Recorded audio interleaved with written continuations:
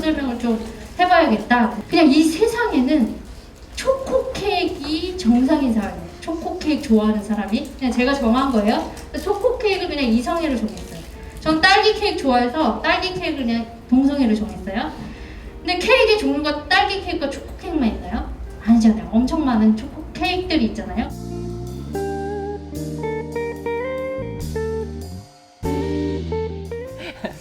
퀴어입니다. 아, 맞습니다.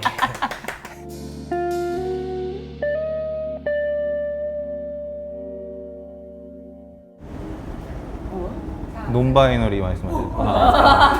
아니면 부정되는 상황에서 뭔가 자기 자신을 표현할 수 있는 단어들을 생각하고 고민하다 보면 좀 더 많이 만들어지는 것 같고요. 그리고 그 단어들이 만들어지고 나면 또 그 단어들이 규정하고 있는 틀에서 벗어나는 사람들은 또 존재할 것 같고, 또 그 벗어나는 사람들은 그 벗어나는 부분에 대해서 또 고민이 있기 때문에 단어들이 계속 생겨난다고 생각합니다. 이름이 없었을 뿐이지 그 존재가 있어야 뭔가 질문을 던질 수 있으니까 질문 던지고 그 질문에 답하는 과정에서 이 단어들이 나온 게 아닐까라는 생각을 했습니다. 네. 모든 사람을 백인, 이성애자, 시스젠더, 일대 관계지향, 비장애인, 중산층을 가정하고 대하지 않는 것. 이게 기본 전제거든요. 가장 기본적으로 뭐 무지개 스티커 붙이기도 좋겠다라고 이야기했었고요. 그리고 이제 성소수자를 뭐 알리는 책자들 뭐 그런 것들이 붙이겠으면 좋겠다. 그리고 변기 모양, 그러니까 화장실 표시에 대해서 이제 그 여자는 치마, 남자는 그 바지 뭐 이런 형태보다는 한글로 표현한다거나 뭐 변기 모양으로 표현한다거나 그렇게 했으면 좋겠다라는 의견들이 있었고요. 그러니까 엘라인 지지자, 지원자, 지원군이란 뜻이거든요. 이곳이 안전한 공간인가, 그리고 이곳이 안전한, 그러니까 나는 안전한 사람인가, 이 두 가지 키워드로 삶을 살아가다 보면 성소수자뿐만이 아니라 많은 사람들이 선생님한테 커밍아웃 할 거고요. 많은 사람들이 친구가 되는 경험을 할 수 있을 거고요. 또 그리고 많은 사람들이 여러분이 어려울 때 옆에 서줄 거라고 저는 생각이 듭니다.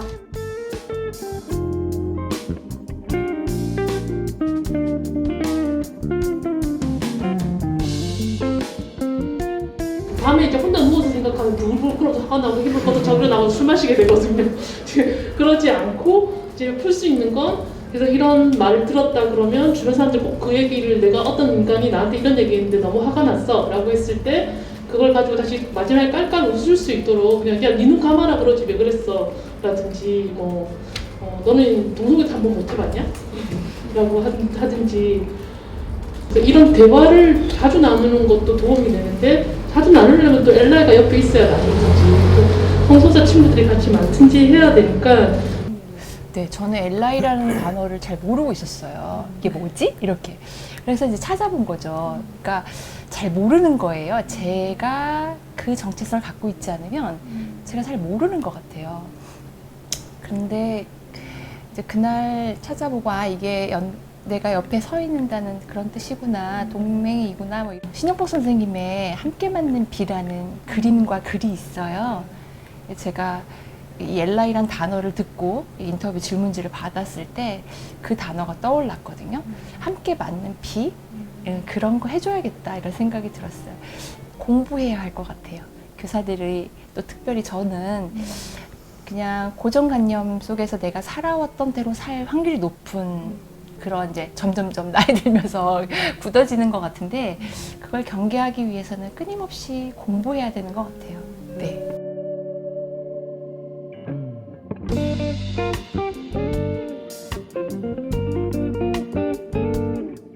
이 질문은 어떻게 구성되냐면, 집에 가만히 있으면 안전한가? 와 같은 질문들. 도대체 퀴어에게 안전하다라고 하는 곳은 어디인가? 어디에 있으면 안전한가? 지금 가만히 있으면 안전한가? 와 같은 질문들로 구성됩니다. 매출에 있어서 여러 가지 조건들이 필요하죠. 이를테면 밖에 나간다는 건 이를테면 아픈 몸일 때 계단은 걸을 수 있는가? 이 계단을 걸을 수 없을 때 내가 갈 수 있는 곳은 어디인가? 스트레스 여성은 여성 화장실을 이용할 수 있는가? 호르몬 투여나 혹은 여성적인 외모로 바뀌고 난 이후에 여성 화장실을 이용할 수 있는가? 혹은 남성 화장실을 이용해야 하는가? 둘 다 불편한 문제이죠. 혹은 트랜스 남성은 남성 화장실을 이용할 수 있는가? 만약에 소변기만 있고 자변기가 없는데 성견수술을 안 하는 경우라면 이용할 수 있는 화장실, 남성 화장실을 이용할 수 있는가? 그런데 남성으로 통하는 외모이어서 그럼 여성 화장실을 가야 되는가? 여성 화장실을 이용할 수 있는가? 다 없으면 그럼 어디로 가야 되지? 이 모임이나 어떤 모든 조직화 모든 것들이 어렵게 만드는 조건으로서 작동하고 동시에 그렇기 때문에 창의운동이나 트랜스 운동에서 화장실과 관련한 이야기에 가장 많이 등장하는 이야기는 밖에 나가서 물 한 모금 안 마신다. 네, 진짜 물 한 모금 안 마십니다.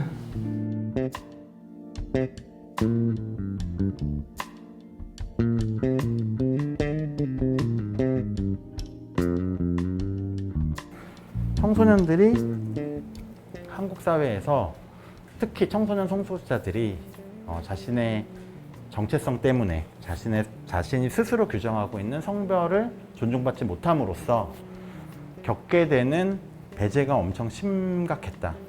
그리고 그 과정 안에서 성장해 나가면서 차별을 경험하고 있더라.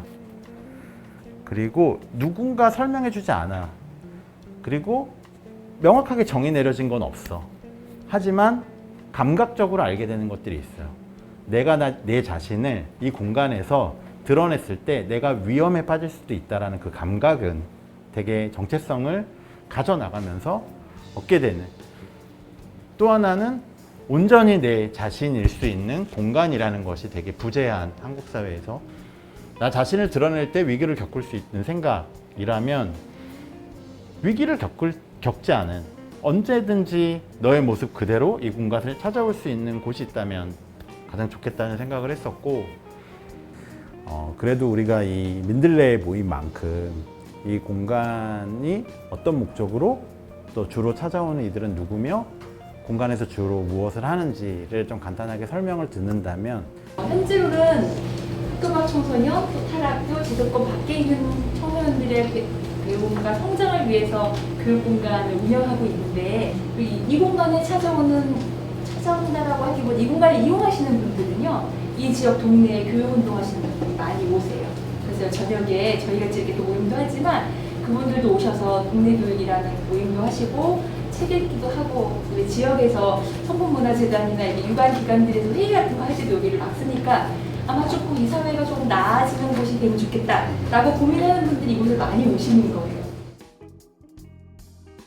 우리 옆에 보시면 공간 민들레 이제 공간을 찾아오는 많은 분들이 함께 지켜야 되는 이제 규칙, 원칙 같은 거, 가이드 같은 것들을 여기다가 서로 환대하기, 주저 말고 말하기, 기꺼이 들어주기, 서로 연결되기, 무엇이든 물어보기, 이런 것들이 충분히 좋죠. 그래서 이미 충분히 좋다 이렇게 적어주신 게 있었고요.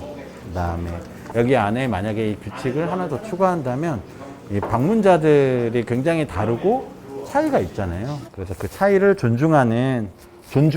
차이를 존중하기 이런 문구가 하나 더 들어가면 더 좋겠다.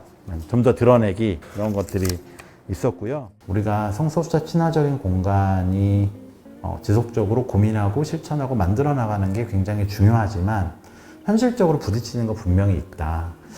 그거는 하나의 그냥 완성형을 우리가 기대하는 것보다 지속적으로 내가 있는 공간 안에서 배제되는 사람이 없는지 그것을 계속 성찰하고 조금이라도 바꿔놓고, 그게 하나의 공간이 아니라 규칙으로라도 이 공간을 함께 이용하면서 우리가 서로 지켜야 될 규칙을 만드는 것부터도 저는 시작될 수 있다고 생각을 해요.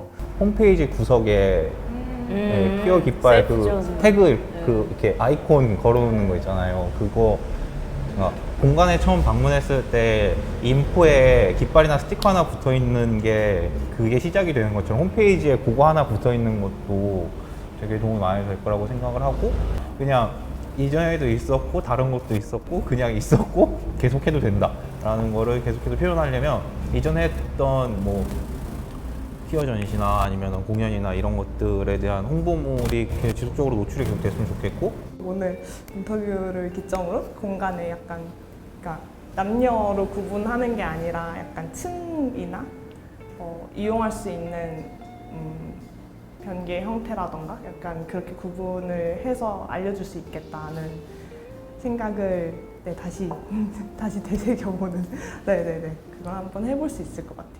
성중립 화장실 워크샵 때 시간이었는데 그 설명을 막 하다가 끝에 가서 그 강연하신 선생님이 하신 말이 그러니까 우리가 화장실을 이용하는데 성별이 정말 중요한가에 대한 그 얘기가 되게 맞아 약간 이렇게 왔었던 게 하나가 그 튜토리얼을 시작으로 이 공간에서 할 수 있는 것들을 상상할 수 있게 되고 변화 줄 수 있는 게 있겠다는 걸 발견해서 되게 의미가 깊었던 시간이었습니다. 앞으로 당장 변하지 않을 수 있죠.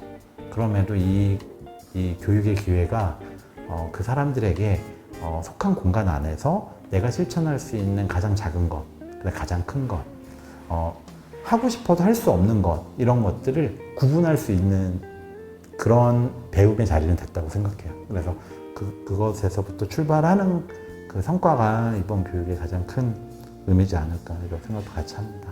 나는 퀴어 프렌들리한 공간을 위해 드러내고 환대하기를 약속합니다. 나는 퀴어 프렌들리한 공간을 만들기 위해 지지의 표시를 하기를 약속합니다. 나는 퀴어 프렌들리한 공간을 위해 혐오와 차별에 적극적으로 저항하기를 약속합니다. 나는 퀴어 프렌들리한 공간을 위해 친구들의 프로젝트에 관심을 가지고 같이 공부할 걸 약속합니다. 나는 퀴어 프렌들리한 공간을 만들기 위해 끊임없이 질문하기를 약속합니다. 오늘 이 강의 장소에서 화장실에 성중립 화장실이라고 하는 표를 붙여주셨는데요.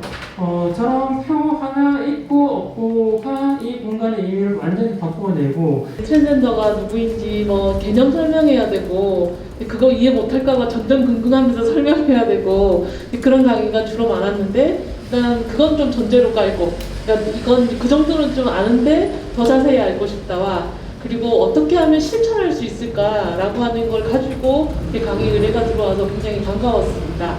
사실 퀴어라는 공간, 그리고 모두가 안전한 공간을 만들고자 하는 하나의 목적을 가지고 모이는 프로젝트나 이런 것들이 사실 없잖아요. 근데 이런 공간을 성국이라는 공간에서 함께 고민하는 자리로 또 만들어주셔서 너무 감사드리고요.